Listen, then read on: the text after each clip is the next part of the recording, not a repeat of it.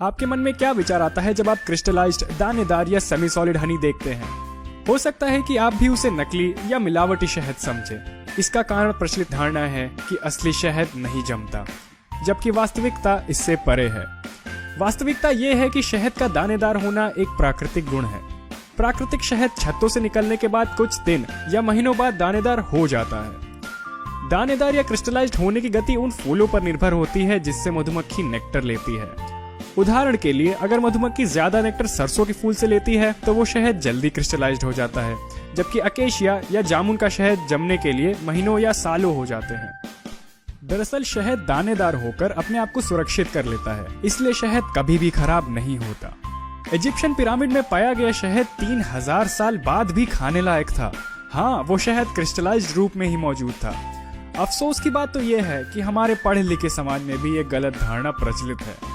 वो भी क्रिस्टलाइज्ड शहद को नकली या मिलावटी समझते हैं, जबकि शहद के हर लेबल पर इसके बारे में लिखा होता है। इस गलत धारणा के कारण बाजार में कुदरती शहद मिलना कठिन हो गया है। जो लोग प्राकृतिक शहद बेचते हैं वो परेशान हैं, जबकि जो लोग सिंथेटिक या डीनेचर्ड शहद बेचते हैं वो खुश हैं। अक्सर कमर्शियल ब्रांड्स प्राकृतिक शहद बेचना पसंद नहीं करते। शहद को क्रिस्टलाइजेशन से बचाने के लिए शहद को गर्म किया जाता है, अल्ट्रा फिल्ट्रेशन किया जाता है और उसमें रसायनों का उपयोग भी किया जाता है, या सीधे नकली शहद जैसे कॉर्न सिरप या राई सिरप का उपयोग करते हैं, जो कभी भी क्रिस्टलाइज नहीं होता। हाल ही के डेटा के अनुसार भारत से 90% सरसों का शहद निर्यात होता है। मधुमक्खी पालक जो इस अत्यधिक लाभकारी शहद को निकालते हैं, उसे उपभोक्ताओं तक नहीं बेच सकते। उसका कारण यही गलत धारणा है। इसलिए उनके पास एक ही विकल्प है कि वो शहद को एक्सपोर्टर को बेच दें, वो भी सस्ते दामों पर। जबकि विकसित देश जैसे अमेरिका और यूरोप में ये गलत धारणा नहीं है।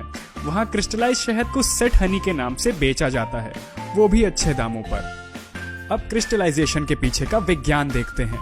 शहद मोनोसैकेराइड्स का एक सुपर सैचुरेटेड मिश्रण है, जिसे डेक्सट्रोज और लेव्युलोज कहते हैं। इनकी मात्रा 70% से अधिक होती है। जब शहद मोम से बने हुए स्वच्छ छत्तों में होता है तो वो तरल पदार्थ होता है, क्योंकि मधुमक्खी छत्ते का तापमान लगभग 35 डिग्री बनाए रखती हैं। जब शहद को छत्ते से बाहर निकाला जाता है तो डेक्सट्रोज, जो कम सॉल्युबल होता है, मिश्रण से क्रिस्टल के रूप में अलग होना शुरू हो जाता है, जो सफेद या हल्के रंग का होता है। ये क्रिस्टलाइजेशन या दानेदार होने की गति 4 फैक्टर पर निर्भर होती है, जिसमें सबसे प्रथम है फूलों का प्रकार, क्योंकि हर फूल के नेक्टर में डेक्सट्रोज और लेव्युलोज की मात्रा अलग अलग होती है। अगर डेक्सट्रोज की मात्रा अधिक हो तो शहद जल्दी दानेदार या क्रिस्टलाइज हो जाएगा, और अगर डेक्सट्रोज की मात्रा कम हो तो वो शहद देर से दानेदार होगा। दूसरा महत्वपूर्ण फैक्टर शहद में पाए जाने वाले इम्प्योरिटीज हैं, जैसे डस्ट, पॉलन और वैक्स पार्टिकल्स, जो न्यूक्लियाई ऑफ क्रिस्टलाइजेशन बन जाते हैं और शहद को जल्दी जमाने में मदद करते हैं। टेम्परेचर भी एक महत्वपूर्ण फैक्टर है। कम तापमान शहद को जल्दी जमाता है, इसीलिए विश्व के किसी भी शहद के लेबल पर लिखा होता है कि शहद को फ्रिज में ना रखें, क्योंकि शहद को फ्रिज में रखने पर शहद जल्दी क्रिस्टलाइज हो जाता है। शहद के लेबल पर यह भी लिखा होता है कि शहद अगर क्रिस्टलाइज हो जाए तो उसे गर्म पानी या धूप में रखें, क्योंकि 40 डिग्री तापमान पर पहुंचकर शहद वापस तरल या लिक्विड हो जाएगा। एक और फैक्टर पीरियड ऑफ इमोबिलिटी है।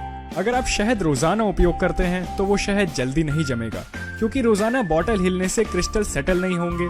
लेकिन अगर शहद को अधिक समय के लिए रख दिया जाए तब शहद जल्दी जम सकता है। क्रिस्टल बनने की गति से शहद का टेक्सचर तय होता है। अगर क्रिस्टल बनने की गति अधिक हो तो कई छोटे छोटे क्रिस्टल्स बनेंगे और क्रिस्टलाइज शहद स्मूथ टेक्सचर का होगा। अगर क्रिस्टल बनने की गति धीरे हुई तब क्रिस्टल बड़े होंगे और शहद का टेक्सचर ग्रेनी होगा। लेकिन अच्छी बात यह है कि किसी भी क्रिस्टलाइज शहद को आसानी से लिक्विड बनाया जा सकता है, उसे गर्म पानी या धूप में रखकर। लेकिन ध्यान रखें कि शहद को 45 डिग्री से अधिक गर्म ना करें, वरना शहद की गुणवत्ता जाती रहेगी।